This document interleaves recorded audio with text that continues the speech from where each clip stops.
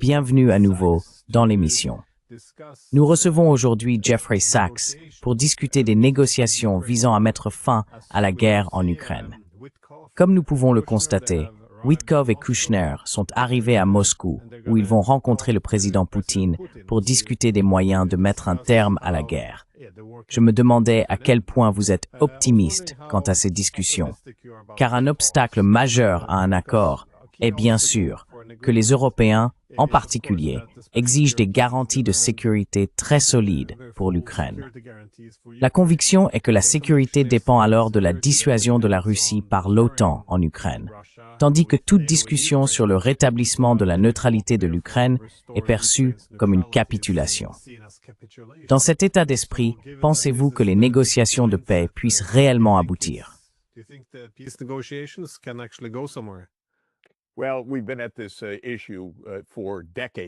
Eh bien, nous traitons ce problème depuis des décennies, pas seulement depuis quelques années. Donc le point que vous soulevez est tout à fait correct. Depuis des décennies, l'Occident, les États-Unis et l'Europe a poussé pour que l'Ukraine fasse partie de l'Alliance occidentale. Cela signifiait une adhésion à l'OTAN et à l'Union européenne. Ces deux clubs distincts sont devenus de plus en plus étroitement liés au cours des 30 dernières années, période durant laquelle ce projet ukrainien a été mené. Pendant toute cette période, jusqu'à très récemment, les États-Unis et l'Europe étaient d'accord sur le fait que l'Ukraine deviendrait membre de l'OTAN et de l'Union européenne.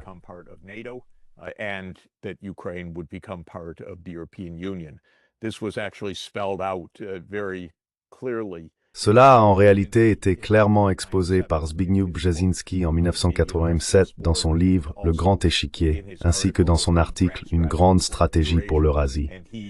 Il liait les deux, l'adhésion à l'UKOMEV et l'adhésion à l'OTAN, et affirmait qu'il s'agissait de l'élargissement vers l'Ouest que la Russie devrait accepter.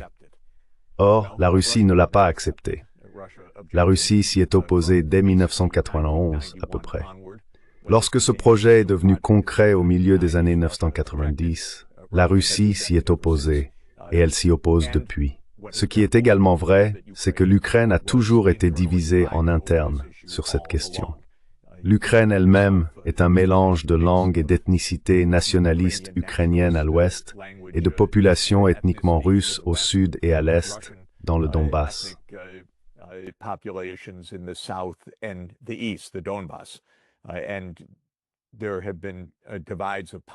Et il y a eu des divisions dans la politique et les attitudes vis-à-vis de l'alignement occidental selon ces lignes, encore une fois depuis l'indépendance de l'Ukraine en 1990-91. Cette question a donc divisé l'Ukraine en interne et a été la cause de conflits entre l'OTAN et la Russie depuis des décennies. Ce qui a récemment changé, c'est la position de Trump, et cela fait partie du débat au sein de l'appareil de sécurité américain, car les États-Unis eux-mêmes sont divisés au sein de cet établissement sécuritaire. L'opinion actuelle est que c'était une manœuvre qui n'a pas fonctionné. Brzezinski avait promis en 1987 que cela serait sans coup ni douleur, que la Russie n'aurait aucune capacité de résistance.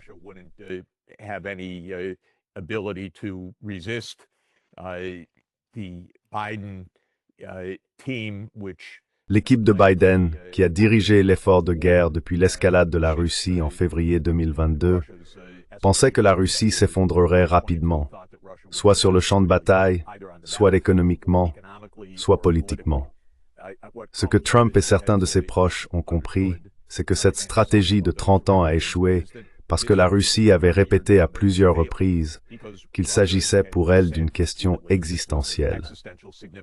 C'était un enjeu central de sécurité nationale, et la Russie ne céderait pas dans sa volonté d'empêcher l'élargissement de l'OTAN. Nous en arrivons donc à la situation actuelle. La vision réaliste du camp Trump aujourd'hui est qu'une manœuvre censée être peu coûteuse et très avantageuse a échoué.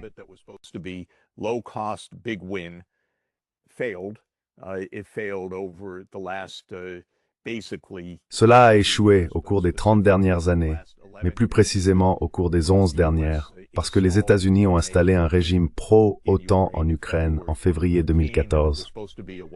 Après cela devait être une promenade de santé.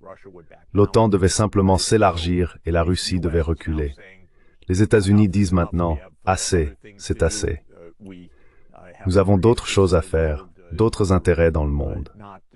Nous ne cherchons pas à provoquer une nouvelle escalade. Nos stocks sont assez vides après toutes ces années de guerre, les guerres au Moyen-Orient et les risques de conflits en Asie de l'Est.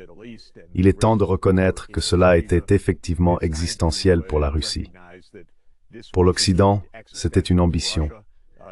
Pour les États-Unis, je dirais que c'était un jeu censé être facile.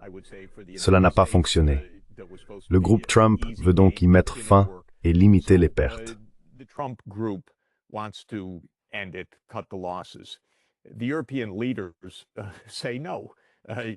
Les dirigeants européens disent « Non, cette guerre doit continuer ».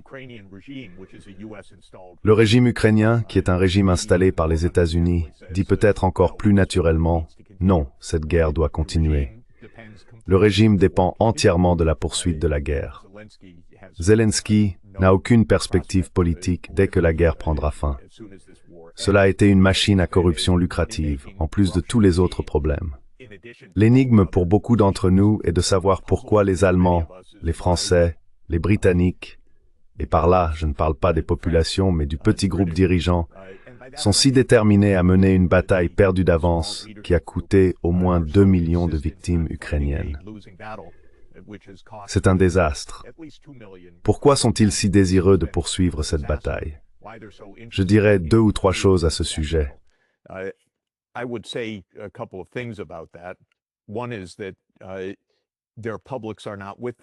L'un des problèmes, c'est que leurs opinions publiques ne les soutiennent pas. Scholz, Starmer et Macron comptent parmi les politiciens les moins populaires au monde. Ils n'ont aucun appui populaire dans leur propre pays. Leurs citoyens ne veulent pas de la Troisième Guerre mondiale. Ils ne veulent pas de guerre avec la Russie. Ils souhaitent en réalité des retraites, une sécurité sociale, le maintien de conditions de vie décentes. Ils ne veulent pas de cette militarisation. Ce n'est donc pas une cause populaire en Europe. C'est la cause de Scholz, Starmer, Macron et du petit groupe qu'ils représentent. Alors, quelle est cette cause? Je dirais que la plupart des observateurs attentifs n'ont pas de réponse convaincante à cette question. Est-ce que leur avenir politique est lié à un projet voué à l'échec qu'ils ne peuvent pas admettre avoir eu tort?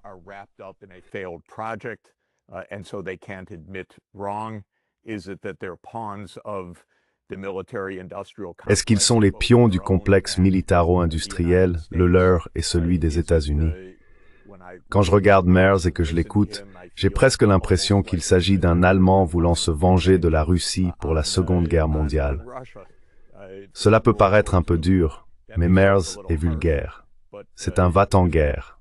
Il n'a pas prononcé un seul mot sur la paix depuis qu'il est devenu chancelier, et son soutien en Allemagne s'effondre. Je suis donc loin d'être le seul à le dire. En réalité, je suis aligné avec la grande majorité du peuple allemand en disant cela. Tout cela pour dire, Glenn, que nous ne faisons pas face à un problème nouveau. Nous faisons face à quelque chose qui dure depuis 30 ans. Pendant le second mandat de Trump, Trump a répété à plusieurs reprises « Arrêtons cette guerre », pour les raisons que j'ai évoquées. Puis les Européens et Zelensky sont intervenus.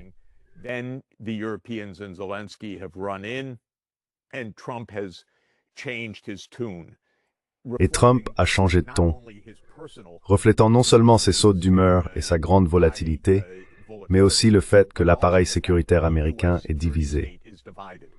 Il y a le complexe militaro-industriel aux États-Unis, qui est heureux de poursuivre le combat. Il gagne beaucoup d'argent.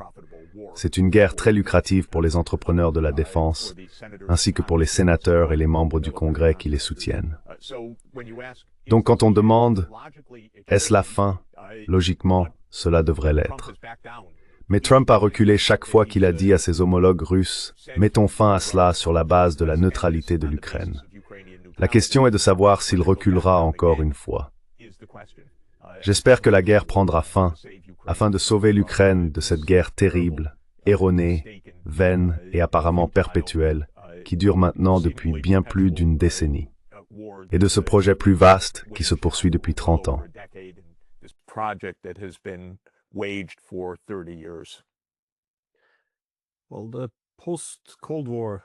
Eh bien, l'objectif de l'OTAN après la guerre froide semble avoir été de développer un hégémon collectif en Europe, c'est-à-dire d'exclure la Russie du continent, ce qui s'inscrivait encore dans le moment unipolaire. Mais une partie de la division que vous évoquez aux États-Unis semble venir du fait qu'il existe une nouvelle aile de politiciens américains qui pensent que cette aspiration hégémonique épuise les États-Unis et les empêche de s'adapter à ces réalités multipolaires. Autrement dit, le pays s'enlise en Europe, alors que, dans un monde multipolaire, ses priorités devraient être d'exercer davantage d'influence dans l'hémisphère occidental, tout en voulant aussi affronter la Chine en Asie. C'est pas forcément une excellente idée, mais au moins, l'Europe n'est plus une priorité.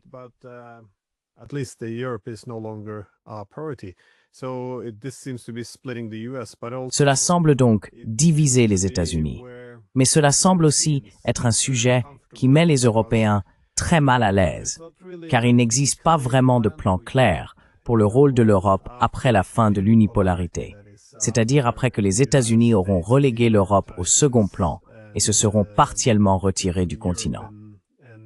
Je ne suis pas certain que ce soit aussi la raison pour laquelle nous assistons à une résurgence du militarisme allemand. Mais étant donné que cette guerre a commencé comme un conflit autour de l'architecture de sécurité européenne, l'Ukraine n'en étant qu'un symptôme, dans quelle mesure avons-nous besoin d'un accord sur ce que devrait être la sécurité européenne? Nous traitons cette question comme s'il ne s'agissait que d'un problème concernant l'Ukraine, alors qu'en réalité, la guerre n'a pas grand-chose à voir avec l'Ukraine elle-même, mais plutôt avec un élément d'un problème plus vaste. Et cela n'a pas non plus grand-chose à voir avec le territoire.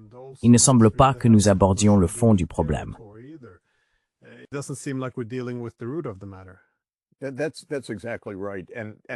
C'est tout à fait exact. Et je pense qu'il est important de reconnaître que cette manœuvre américaine, celle que Brzezinski a exposée en 1997, faisait partie d'un puzzle plus vaste. Il s'agissait de l'échiquier mondial et non simplement d'une question européenne. La conviction dominante aux États-Unis dans les années 1990 était celle de l'unipolarité. Il n'y avait qu'un seul hégémon mondial, les États-Unis, et le rôle de cet hégémon était de s'assurer qu'il ne serait jamais menacé par aucun de ses rivaux à l'avenir. Une partie de cette stratégie consistait à acculer la Russie, à l'encercler dans la région de la mer Noire et, en somme, à la réduire au rang de puissance de troisième ordre, voire moins.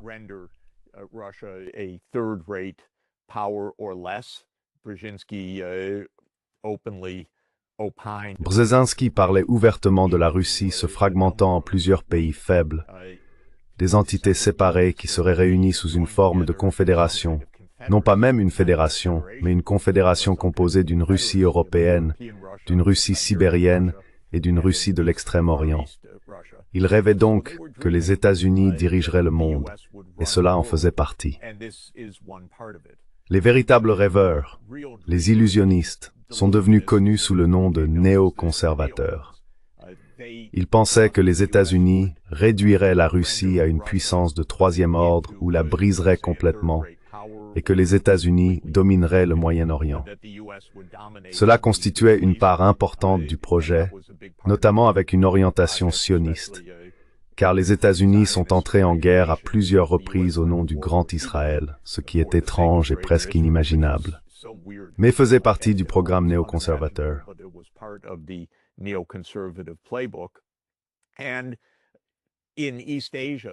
Et en Asie de l'Est, la vérité, c'est qu'ils n'avaient pas de stratégie pour la Chine, car ce n'étaient pas des gens très intelligents. Ils n'étaient pas capables d'anticiper et n'avaient pas vu que la Chine allait s'imposer comme une grande puissance. Si l'on remonte à la fin des années 1990, la Chine n'apparaît presque pas dans les discussions. Ce n'est pas comme s'ils élaboraient un plan d'action. La Chine était simplement un endroit où l'on allait assembler nos jouets, nos composants automobiles, nos produits électroniques, nos téléphones et autres. Ce n'était pas alors une question de préoccupation géopolitique. Ainsi, ce projet unipolaire avait sa dimension européenne dans l'élargissement de l'OTAN. Et cela, bien sûr, allait à l'encontre de la vision alternative fondamentale de la sécurité européenne, celle qui, en principe, avait mis fin à la guerre froide.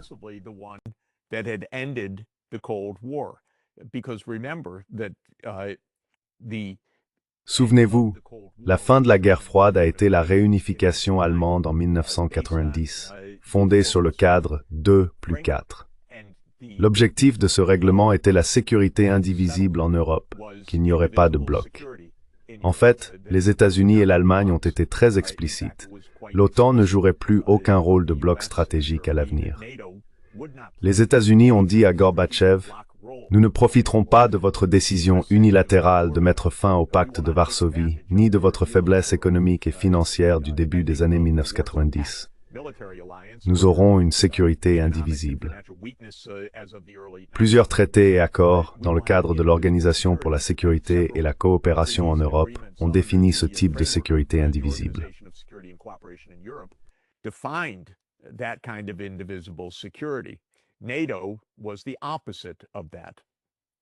L'OTAN, c'était tout le contraire. L'OTAN, c'est la politique des blocs. L'OSCE, c'était la fin de la politique des blocs. J'étais en Union soviétique en 1990, puis en Russie à partir de la fin de 91, et j'ai beaucoup entendu Gorbatchev, Eltsine et d'autres parler d'une maison européenne commune, de sécurité indivisible, de fin des blocs, de paix et de coopération. J'y ai cru à l'époque et j'y crois encore aujourd'hui. Je pense que c'est la clé de la sécurité européenne. Les Européens, eux, n'en veulent pas d'ailleurs. C'est très étrange pour moi, on leur a proposé la paix et ils l'ont en grande partie rejetée.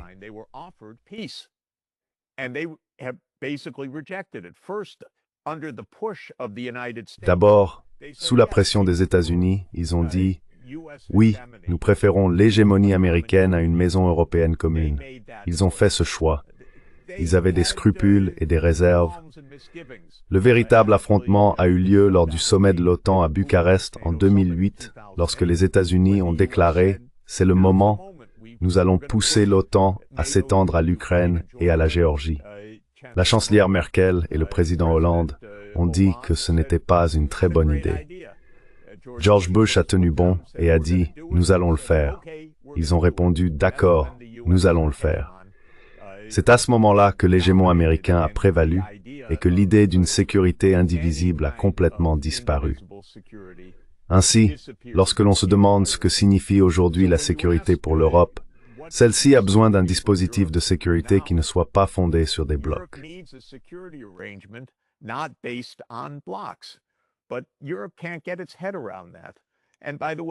Mais l'Europe n'arrive pas à comprendre cela.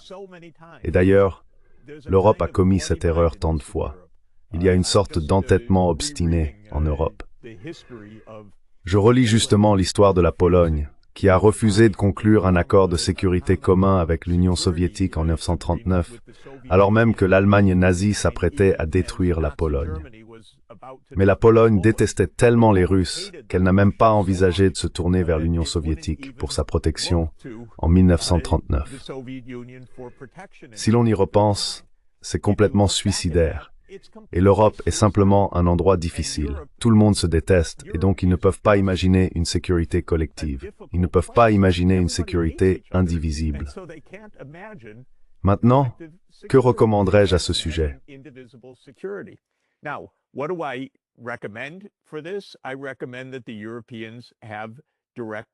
Je recommande que les Européens mènent une diplomatie directe avec la Russie.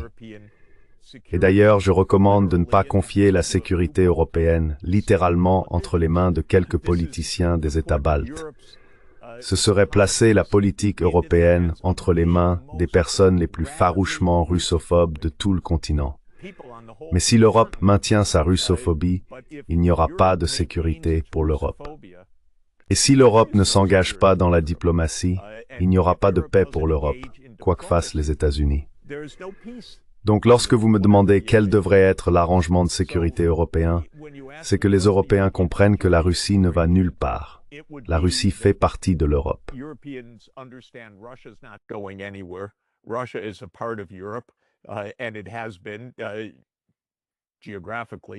Géographiquement, cela a toujours fait partie de l'Europe, au moins jusqu'à l'Oural.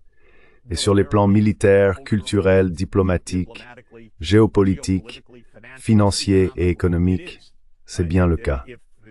Si les Européens pensent que les États-Unis vont d'une manière ou d'une autre changer cela, eh bien c'était l'idée de la guerre froide. Mais c'est du passé. Donc si l'Europe compte sur les États-Unis pour rejouer la guerre froide, qu'ils oublient. Les États-Unis sont fatigués.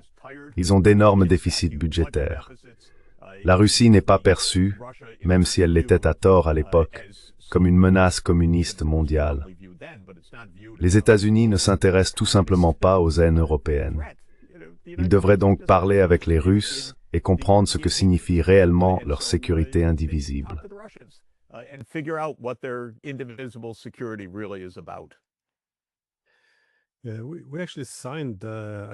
Nous avons en fait signé des accords en 1990, la Charte de Paris pour une nouvelle Europe. Cela devait constituer la structure de l'Europe d'après la guerre froide. Et comme vous l'avez dit, deux des thèmes clés étaient la sécurité indivisible. Nous ne devrions pas renforcer notre sécurité au détriment de l'autre partie, et bien sûr, l'absence de ligne de division. Il s'agissait de dépasser la politique des blocs. Dans l'esprit d'une maison européenne commune, c'était l'idée. Mais non, tout cela a disparu aujourd'hui. Et comme vous l'avez dit, avec les États baltes, la russophobie qui y règne et qui devient désormais la politique officielle de l'UMMM est tout à fait extraordinaire. Nous avons eu Kaja Kallas, la chef de la politique étrangère de l'UMMM, prononçant un discours dans lequel elle affirmait combien il serait merveilleux que la Russie soit vaincue. Car alors, avec de nombreux petits pays, il serait bien plus pacifique. Voilà donc ce qu'on appelle la paix aujourd'hui. Étendre un bloc militaire et balkaniser son adversaire. C'est à vrai dire bien loin de l'esprit de la Charte de Paris pour une nouvelle Europe.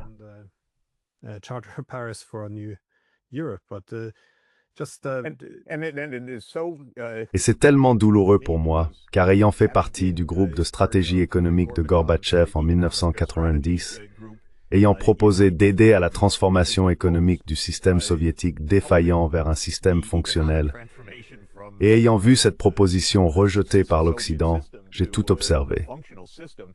J'étais assis en face de Boris Eltsine en décembre 1991, lorsqu'il a dit à notre petit groupe que l'Union soviétique était terminée et qu'il voulait la paix et la coopération avec l'Occident, que la Russie devienne simplement un pays normal aux côtés du reste de l'Europe. Et avec Kaja Kallas, j'ai conseillé son père, qui était le gouverneur de la Banque centrale d'Estonie en 1992. J'ai aidé l'Estonie à concevoir sa banque centrale et sa monnaie. Ils m'ont d'ailleurs décerné un grand prix pour cela. Une distinction nationale pour ma contribution. Et elle ne veut même pas me parler. Vous savez, ils ne veulent pas discuter, ils veulent juste toujours plus. C'est insensé, tellement contre-productif. Mais ce n'est pas la première fois en Europe, je suis désolé de le dire.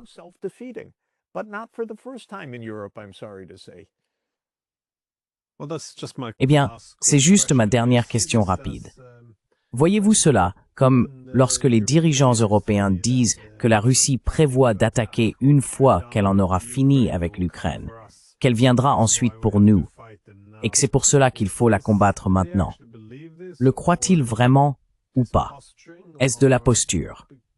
Étant donné que vous avez échangé avec ces personnes, enfin, la plupart de celles actuellement au pouvoir, quelle est votre impression?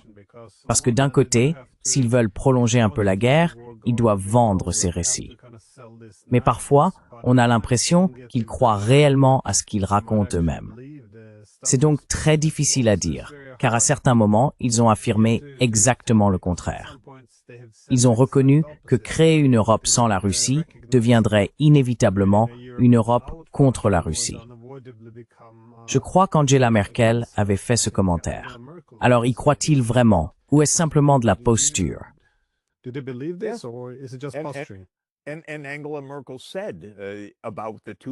Angela Merkel a déclaré à propos de la réunion de l'OTAN à Bucarest en 2008 qu'elle savait que si l'on poussait la feuille de route pour l'adhésion de l'Ukraine à l'OTAN, cela signifierait la guerre. Elle l'a dit. Donc ils le savaient. Je pense qu'avec les dirigeants européens, c'est compliqué. D'abord, beaucoup d'entre eux le savent, mais peut-être qu'ils l'ont oublié, peut-être qu'ils se sont montés la tête eux-mêmes. Et rappelons-le, ils sont complètement impopulaires. Quoi qu'ils disent, ils ne rallient absolument pas leurs opinions publiques. Je dirais donc que les 2 points les plus importants sont les suivants. Premièrement, les opinions publiques n'y croient pas. Et deuxièmement, les Européens, s'ils y croient, la première chose que je ferais, si j'y croyais vraiment, serait de m'asseoir avec les homologues russes et de dire comment faire pour que cela n'arrive pas.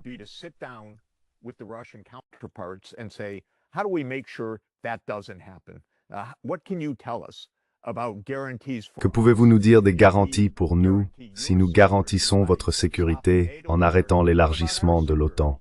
Et qu'en est-il de notre sécurité? C'est une discussion à avoir. C'est une bonne question à poser au ministre des Affaires étrangères, Lavrov. Très bien. Mais il ne pose même pas la question, il présume simplement la réponse. C'est une voie autodestructrice vers la guerre. Le fait est que s'ils croient vraiment cela, soit ils sont suicidaires ou meurtriers envers leur propre population, soit ils sont tellement insensés qu'ils ne comprennent pas que si l'on croit cela, il vaut mieux s'asseoir avec ses homologues et trouver un moyen de s'assurer que cela ne se produise pas. Parce qu'il existe des choses que l'on peut faire en diplomatie, des accords à conclure, des zones de neutralité, des zones tampons, de la surveillance et des engagements qui comptent réellement. Et ils n'essaient même pas d'explorer ces possibilités.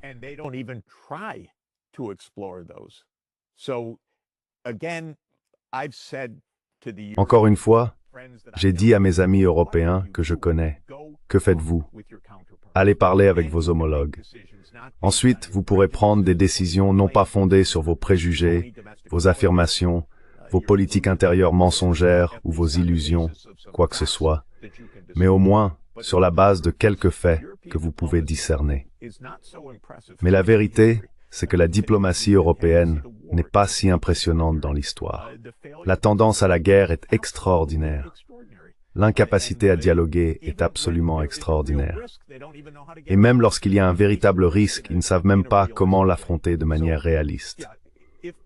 Alors oui, si Kaja Kallas ne veut pas parler avec les Russes, qu'on choisisse un autre représentant des affaires extérieures pour l'Europe. Mais allez parler et allez quelque part. Allez à Abu Dhabi, allez à Istanbul, invitez un homologue à Bruxelles, allez à Moscou. Mais enfin, arrêtez de simplement dire que nous allons faire la guerre.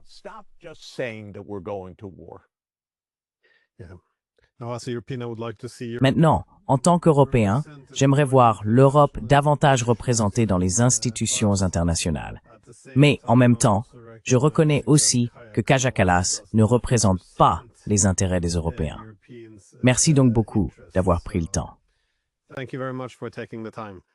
Ravi d'être avec vous. Merci beaucoup.